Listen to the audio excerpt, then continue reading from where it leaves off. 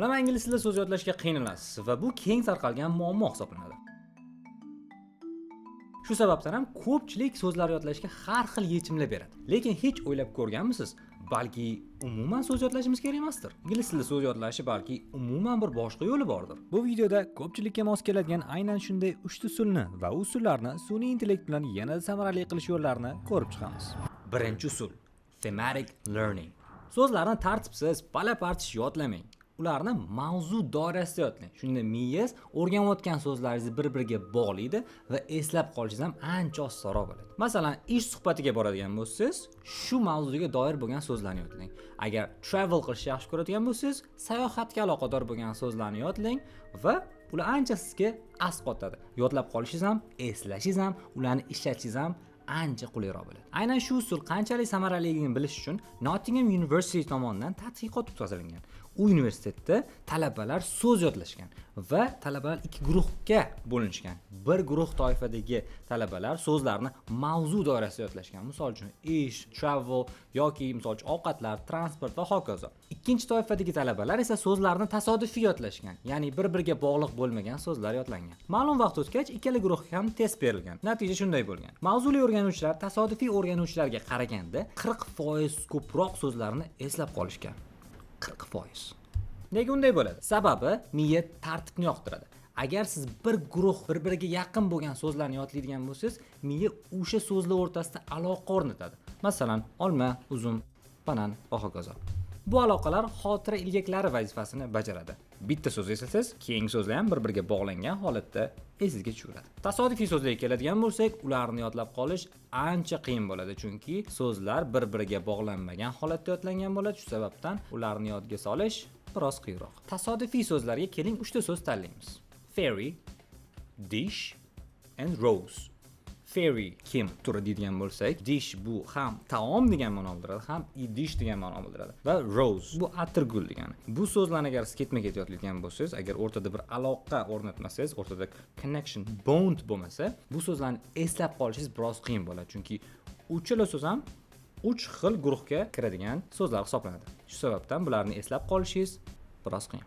Keling, thematic learning usulini keyingi darajaga olib chiqamiz. ChatGPT ga buyruq berish orqali ham siz bu usulni yanada yaxshiroq va samarali qilsangiz bo'ladi. ChatGPT uchun prompt: Teach me 10 useful English words based on the theme. Va bu yerga mavzu kiritamiz. For each word, give me a simple definition, an example sentence, a synonym if possible, and a short tip to remember it degan promptni biz kiritadigan bo'lsak, har bir so'z uchun bizga demak so'zning ma'nosini, misolini va qanaqadir sinonim bo'lsa sinonim beradi va eslab qolish uchun maslahat ham berishi mumkin. O'rtoqlar, shu joyda bitta narsani inobatga olishimiz kerak. So'z yodlash texnikasi individual bo'lishi kerak. Ya'ni qandaydir muayyan turdagi texnika hammaga 100% mos keladi. Shu usuldan foydalansangiz, so'zlarni zo'r qilib yodlab qolasiz, esingizda qolib ketadi degan narsa yo'q. Bu usul sizga mos keladigan bo'lsa, boshqa bir insonga mos kelmasligi mumkin. Aytgancha, biz shunday turli xil mavzularga bo'lib chiqilgan so'zlarni bir joyga to'plaganmiz va bu faylni qo'lga kiritish uchun video ostidagi havolani ustiga bosing va biz uni sizga beramiz. Ikkinchi usul: kontekst asosida o'rganish. Inson miyasi qaysidir so'zni shunchaki tarjimasini ko'rish orqali emas, balki o'sha so'z qanaqadir bir holatda yoki bir vaziyatda ishlatilinsa, gaplar orasida ko'rsa, eshitsa, ko'rsa, o'sha so'zni eslab qolish yanada osonroq bo'ladi. Misol uchun tasavvur qiling, siz serendipity degan so'zni birinchi marta ko'rib turibsiz va bu so'zning ma'nosi baxtli tasodif ekan deyish o'rniga 1886-yilda farmasevt John Pemberton bosh og'rig'ini davolamoqchi bo'lib, tasodifan Coca-Cola formulasini yaratgani va u oxir oqibat dunyodagi eng mashhur ichimliklardan biriga aylangani haqida video ko'rdingiz. Mana shu yerda o'sha inson qanday baxtli holatdaligi, bu kashfiyoti qanday bir baxtli tasodifligini bilib olishimiz mumkin. Va aynan shu kontekstda serendipity so'zi ishlatilinsa, ayni muddao bo'ladi. Yana bir qiziqarli ma'lumot. Dr. Stephen Krashen, til o'rganish bo'yicha mashhur olimlardan biri. U o'zining input hypothesis, kirish ma'lumotlar nazariyasi orqali quyidagilarni aytdi. Biz yangi tilni o'rganyapmiz. Biz uni o'zlashtiryapmiz. Ya'ni tabiiy ravishda tushunib yetish orqali ichki ongimizga singdiramiz. Biz tilni shunchaki grammatik qoidalarni yodlab yoki so'z ro'yxatlarini o'qib o'rganmaymiz. Biz tilni tushunarli bo'lgan gaplar, hikoyalar, suhbatlar orqali o'zlashtiramiz. Bizga biroz qiyinroq, ozgina tushunarsiz bo'lgan bir matnlar, suhbatlar yoki hikoyalar kerak bo'ladi. Yanada tushunarli qilib aytadigan bo'lsam, agar siz darajangiz B1 bo'ladigan bo'lsa, B2 darajasidagi qandaydir hikoyalar, matn, balki essay bo'lishi mumkin. Shunga o'xshash qo'llanmalardan foydalanib, biz uni nafaqat so'zlarni olamiz, balki grammatikasini ham o'rganishimiz mumkin. Matn ichida kontekstga asoslangan holatda biz tilni o'zlashtiramiz. Bu xuddi bolalarning ona tilini o'rganishiga o'xshaydi. Ya'ni nonni deb katta bo'ladi, to'g'rimi? Hamma eshitib, atrofidagi odamlarga qarab turib, vaziyatdan kelib chiqib turib, sekin-sekin tushunishni boshlaydi. Bu o'rganayotgan, eshitayotgan, quloqiga chalinayotgan so'zlarni o'zi ham sekin-sekinlik bilan ishlatadi va shunaqa qilib tilni o'ziga o'zlashtiradi. Inglify kurslarida ham so'z yodlashga alohida e'tibor qaratiladi. Har bir darsning ichida vocabulary bo'limi bor. U yerga kirib, siz oxirgi darsda sizga notanish bo'lgan so'zlarni ko'rishingiz mumkin. Birinchi so'zning ma'nosi va gapda qanday ishlatilishini ko'rib chiqasiz. Keyin sizga test beriladi. Javoblarni tanlaysiz. To'g'ri topganingiz siz bilgan so'zlar qatoriga o'tadi. Bilmagan so'zlaringiz ham alohida ro'yxatga yig'ilib boradi. To'liq o'rganmaguningizgacha qayta-qayta chiqaveradi. Avvalgi o'rgangan so'zlaringiz ham esingizdan chiqib qolmasligi uchun ora-orada bir ro'y takrorlab turadi. Albatta, ilovada undan tashqari bir talay qulayliklar bor. Serial ko'rinishidagi video darslar tayyorlangan. POV formatdagi bunday darslarni siz shunchaki tomosha qilmaysiz, balki o'zingiz ham qatnashasiz. Okay, listen, not professor, just Mr. Azam, okay? So, next word is statue. And which category is it? Kinoni yanada yaxshiroq tushunib ko'rishingiz uchun Teacher Azam va maxsus mehmonlarimiz sharhidagi kino izoh rukni bor. Bu videolarda siz kinolarni ingliz tilidagi subtitr bilan ko'rasiz. Film orasida spikerlarimiz sahnalarni sharhlab, u epizodda nimalar bo'lganini muhokama qilishadi va murakkabroq so'z va gaplarni tarjima qilib tushuntirib berishadi. 3-usul: kalit so'z yoki assotsiatsiya qilish orqali eslab qolish.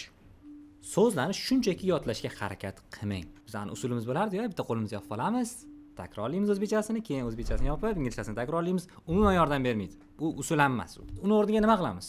Biror bir so'zni olamiz va o'sha so'zni imkon qadar kulgili holatda, qanaqadir bir rasm bilan bog'lashimiz mumkin, qanaqadir bir holat bilan bog'lashimiz mumkin va shu orqali o'sha so'zni eslab qolishimiz mumkin. Va bunga misol keltiraman. Bizda camper degan so'z bor. Va camper odatda baxtli, quvnoq, xursand ma'nolarini bildiradi. Biz bu so'zga eng yaqin o'zbek tilidagi qandaydir so'z olamiz. Camper. Hayolingizga birinchi kelgan so'z nima edi? Camper. Ha, albatta, camper. Va endi nima qilamiz? Shu holatda biz o'sha so'zni ma'nosini bog'laymiz endi. Ya'ni siz tasavvur qilishingiz kerak, quvnoq, kulib, tishlari to'kilgan, qari bir kampir, ha? Kampir tasavvur qilasiz. Quvnoq, camper. Quvnoq ma'nosini bildiradi, xursand ma'nosini bildiradi va siz so'z yodlab qolishingiz ancha osonroq bo'ladi. Chunki siz camper degan so'zni eshitganingizda xayolingizga birinchi bo'lib nima keladi? O'sha tishlari to'kilgan ona xotin. Ona xotin degan so'z. Ona xotin degan so'z onaxon esingizga tushadi. Yana bir misol keltiraman. Maiden bu biroz qiyinroq so'z eslab qolishga va uni ma'nosi nima deng? Ma'nosi nima deng? Va u turmushga chiqmagan qizga nisbatan ishlatilgan so'z. Ha, shunday. Endi biz shu maiden so'ziga eng o'zbek tiliga yaqin so'z olamiz va hayolingizga kelayotgan qaysi so'z bor? Maydon. Ha, maydon azizlar. Tasavvur qilasiz endi. Maydonda, to'la bir maydonda turmushga chiqmagan qizlar maydonda zavq bilan o'ynayotganini tasavvur qilasiz. Ha? Bir to'da bo'lib gaplashib, quvnoqlik bilan demak vaqt o'tkazishyapti. Maiden. Bu so'z turmush qurmagan qiz yoki ayolga nisbatan ishlatiladigan so'z hisoblanadi. Aynan shu usul ustida ham tadqiqotlar o'tkazilgan. 1975-yilda Atkinson va Ruff ismli olimlar so'z yodlashning samaraliroq usulini aniqlashga harakat qilishgan. Ular ikki guruhni sinovdan o'tkazishgan. Birinchi guruh so'zlarni shunchaki takrorlash orqali yodlashgan, ikkinchi toifadagi odamlar esa so'zlarni ham mnemonikadan foydalangan holatda yodlashgan. Ya'ni so'zni biror bir tovush, biror bir rasm yoki assotsiatsiya orqali yodlashgan. Bu tajriba shuni ko'rsatadiki, so'zlarni assotsiatsiya qilib, ya'ni bir-biriga bog'langan holatda xayoliy bir vaziyatlar orqali yodlab qolish ancha samaraliroq hisoblanadi. Passive and active vocabulary. Bu ham qiziq mavzulardan biri hisoblanadi. Til o'rganish sekin-sekin bo'ladigan jarayon hisoblanadi. Biz tilni birdaniga o'rganib qola olmaymiz. Shuning uchun kam-kamdan yengil bo'lsa ham stabil o'rganishimiz kerak. Siz ko'p so'zlarni bilasiz. O'qisangiz tushuna olasiz, eshitsangiz tushuna olasiz. Lekin speakingizda o'sha biladigan so'zlaringizni ishlata olmasligingiz mumkin. Bu so'zlar hammasi passive vocabularyda yotadi. Va active vocabularyda har kun ishlatadigan so'zlaringiz. Hey, how you doing? How are you? I'm full. Are you hungry? Where are you going? Shu kabi frazalar active vocabularyingizda bo'ladi. Biz allaqachon biladigan so'zlarimizni endi speakingimizda ishlatishimiz kerak. Qanday qilib? Gap tuzish, o'zimizga o'zimiz gapirish, oynaga qarab gapirishimiz mumkin yoki qandaydir hikoyalar tuzishimiz mumkin.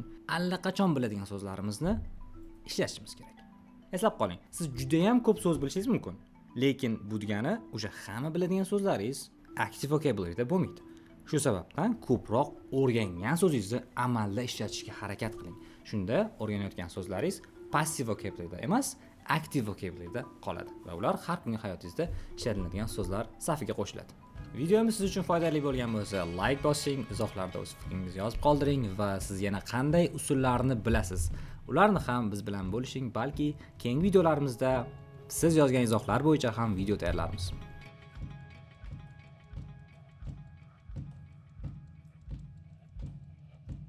Hello there.